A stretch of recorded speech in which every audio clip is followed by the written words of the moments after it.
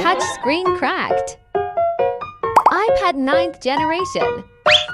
Inside LCD still can function normally. Start to dismantle the screen. First, dismantle the LCD. Followed by dismantle the touch screen. Clean up the old glue. Install back the LCD.